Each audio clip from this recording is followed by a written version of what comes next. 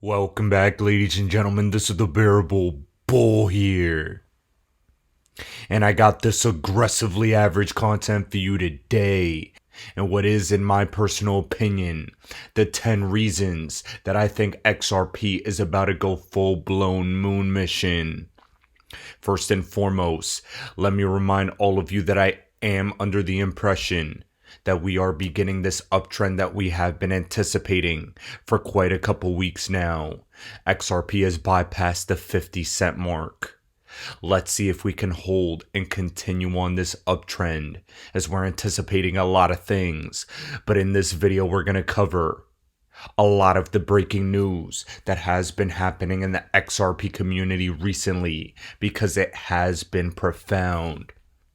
First and foremost, please take a look at this chart from the Stoic Satoshi. As if this plays out, we're going to be in for a lot of fun for the XRP price, and so far so good. Now, something else that I want all of you to be very aware of is that CZ Binance just stated that China has been broadcasting crypto, and it's a big deal because as America is looking to be more harsh on crypto, China, who used to want to ban it, is now positioning itself as being a big adopter for it. The narrative change is profound, and you cannot let that go past your mind. Now, with all that being said, ladies and gentlemen, let's get into the 10 reasons I think XRP is about to head into a full-blown moon mission. First, from Wrath of Kahneman, Ripple partner Tranglo, an on-demand liquidity investment, has partnered with Al Ansari Exchange, also a Ripple user. And this is the largest outward personal remittance and FX foreign exchange company in the UAE. They will use Tranglo Connect for cross-border payments, and in my opinion, on-demand liquidity will follow. Remember the massive investment. I believe 40% of Tranglo is owned by Ripple. And that's very important to note as they continue to build out utility. Also remember the news broken by Crypto Eddie, where Ripple secretly acquired a stake in Bitstamp. That was absolutely massive, as they bought that from Galaxy Digital. Next, the NASDAQ lauds Ripple Medical acquisition. And in my opinion, a future IPO is cooking. And I'm going to tell every single one of you additional evidence that leads exactly to that hypothesis.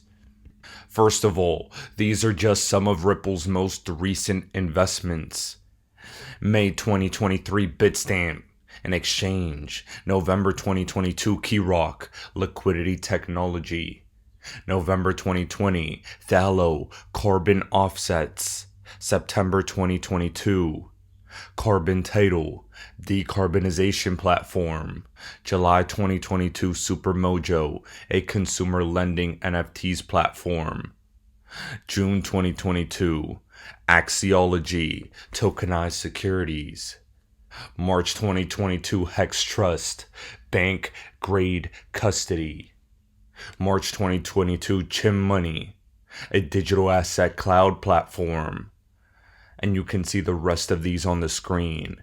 Include Medico in there, the custody company. And you have a Ripple perfect storm.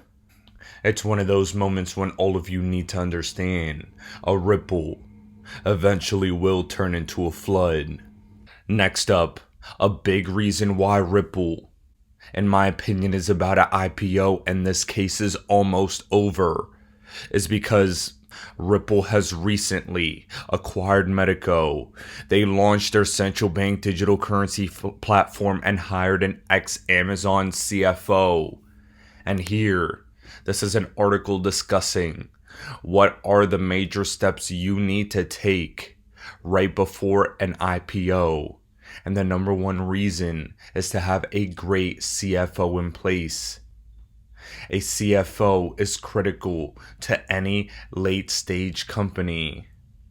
And I think that Ripple has just positioned themselves for one of the greatest IPOs in history. It's going to be a legendary moment for the entire crypto community, as they are not only going to get clarity, but make people generational wealth in the midst of all of that clarity. Remember, yet another reason is because Brad Garlinghouse stated just the other day the SEC lawsuit could end within weeks as opposed to months like he originally stated. I did mention earlier the CBDC platform is here. Not only that, the automated market makers update are here to provide additional liquidity and utility to the XRP ledger. And it's one of the biggest updates that I think even David Schwartz is unbelievably excited about.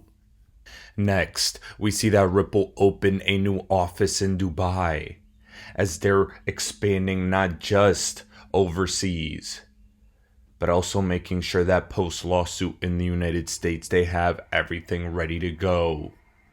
Not only that, but recently we had seen announcements from the Bank of International Settlements and the Bank of England on their Project Meridian, which revolves around the settlement of tokenized assets on the blockchain, specifically that of tokenized real estate.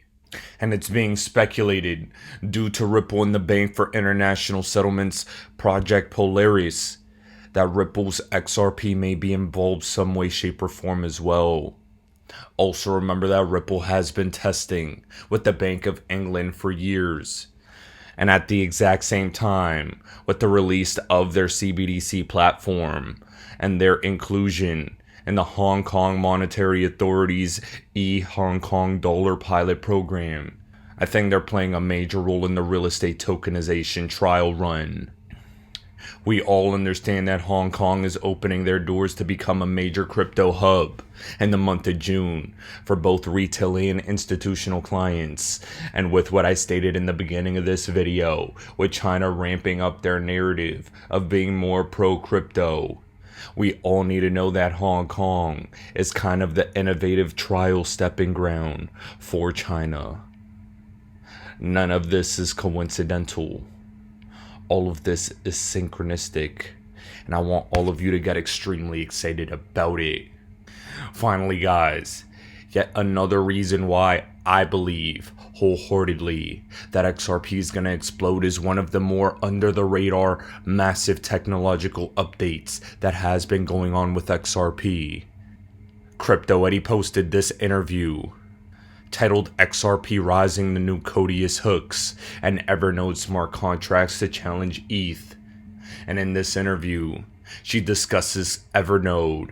And Evernote is one of those innovative technologies on the XRP ledger that, in my personal opinion, is really going to help us scale and really going to make us challenge in the smart contract space. When you think Evernote, think of what Codius was supposed to be. As in my opinion, things are really ramping up behind the scenes. And it's one of the biggest technological updates that not enough people are talking about.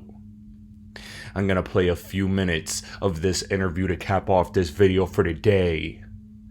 But if nothing else, all of you need to know that with the price beginning to ramp up, with the end of this case getting real close, with the Ripple IPO looming, and with all the major developments Ripple has been announcing, I think a win is in the bag. I think XRP's future is secure. And I think price appreciation is about to take off. Ladies and gentlemen, this is the Bearable Bull here. Thanks for tuning in. As always, I appreciate every single one of you. Now I'll be back tomorrow with another video. Just to start things off, I'd like to give out a simple introduction to what Evernote is and its components. So Evernote is a layer 2 smart contract solution where anyone could develop and deploy their own decentralized application in its own true self. So think of a distributed system, similar to the XRP ledger, Bitcoin, or Ethereum. They're a decentralized network. So each Evernote decentralized application is its own network, its own chain, its own ledger. So it could have any code base or any files in it. So when you look at when you look into Evernote, you could understand that you could do whatever you want with it, since you have access to the computer's resources, the RAM, the processor, and the disk space. You could also interact with the file system. You could alter it. You could write, read to it, and do any changes to it. When you look into it, you'll understand that you're working with distributed systems in a much more simpler way, since there is Hotpocket. The Hotpocket is a consensus engine. When you create your own quote-unquote consensus or blockchain within Evernote, it will get deployed and distributed within the Evernote network itself. So you're renting consensus of whatever resources exist within Evernote to perform whatever function you've designed and are deploying into the network. Each Evernote decentralized application, or DApp, needs resources. It needs servers to operate in a decentralized manner. So a person who deploys a decentralized application on Evernote is called a tenant, and a tenant has to pay an hourly rate to all these servers called Evernote hosts. When they pay an hourly rate, when they've paid up, all these Evernote hosts will come together and sync up and provide reliable consensus and compute the necessary computation needed to come up with an output for a ledger. So each Hotpocket decentralized application has its own chain. Since it has its own chain, its own blockchain, each time you compute, each time you interact with your file system, it creates a new ledger in which your decentralized applications network or cluster comes together and provides consensus. It comes to a consensus. It's just your different layers of, how would you call it, complexity that are coming together. If you think of the XRPL, it's very basic. You can make a payment, you can make a DEX offer or so forth, but you can't chain those pieces together unless you're doing it as a person. You can't do it, how would you say, in a non-custodial manner. It means that I can't do a bunch of things together, and that's what a smart contract is so great. Like, you can chain these things together and it can do a complex idea and spit out the result. And the XRPL can't quite mesh those things together. However, it's got the different finger points of being able to do those raw functions. And that's where Hooks then comes on, and you can start to bring those pieces together. And then Evernote is like another step further, allowing you to bring external data in, maybe even bring out your own chain, or maybe you just want to bring the XRPL functions together as a whole to spit out something. Why do I hold XRP? Because Ripple's the chosen one to lead the new global digital payment system, and they use XRP. In 2013, the Federal Reserve began looking for faster payments options. 2 years later, an action plan was born and a federal payments task force was created. It included one company focused on crypto, Ripple. In 2014, the World Bank and Better Than Cash Alliance, which includes the Bill and Melinda Gates Foundation, Clinton Global Initiative, and the governments of 32 countries, put out a report called The Opportunities of Digitizing Payments. 1 year later, the Better Than Cash Alliance featured one crypto company on their website, Ripple. Today, Better Than Cash Alliance and all other UN initiatives are focused on a single agenda, the Sustainable Development Goals for 2030. You can see the SDGs logo on Bill Gates' lapel, world-leading companies, the Better Than Cash Alliance website, and on the UN's official exchange, Exchange. What crypto is Exchange officially utilizing for their carbon credit solution? XRP. The world will move to a new international standard for exchanging electronic messages between financial institutions by 2025 called ISO 20022. Who was the first ISO 20022 member focused on distributed ledger technology? Ripple. Who's partnered with over 300 financial institutions, including Bank of America, American Express, PNC, Santander, SBI, HSBC, Standard Chartered Bank, Bank of England, India, Singapore, Scotland, Australia, and Indonesia, the largest banks in Japan, Canada, Egypt, the Middle East, United Arab Emirates, Thailand, Morocco, Bhutan, South Korea, Brazil, and Latin America? Ripple. Who is a former employee overseeing the Federal Reserve? Ripple. A former employee overseeing the world's largest asset manager, BlackRock's digital asset division? Ripple. Leading Australia's CBDC effort? Ripple. Who hired a former Treasury of the United States? Ripple. 2 former Federal Reserve attorneys to their board? Ripple. 2 former Clinton and Obama advisors? Former Minister of Defense and Economics of Germany? Former business director at Swift? Former Swift board member? Former CFO of PayPal? Former head of the DTCC? Former chief business officer at Uber? Former VP of Amazon and former SEC chair on their legal team? Ripple. Who's a member of the Digital Pound Foundation, Digital Dollar Project, Digital Euro Association, Mojaloop, IMF's high-level advisory board on fintech, Hyperledger Blockchain Consortium, Open Payments Coalition, Faster Payments Council, Global Payments Steering Group, Cross-Border Working Group, International Association for Trusted Blockchain Applications, Crypto Climate Accord, University Blockchain Initiative, World Wide Web Consortium, and a featured partner of the World Economic Forum with 3 members of their team directly listed on the WF website? Ripple. Now, does Ripple and XRP sound like they're going to disappear, or do they sound like they're part of a much bigger plan? You decide.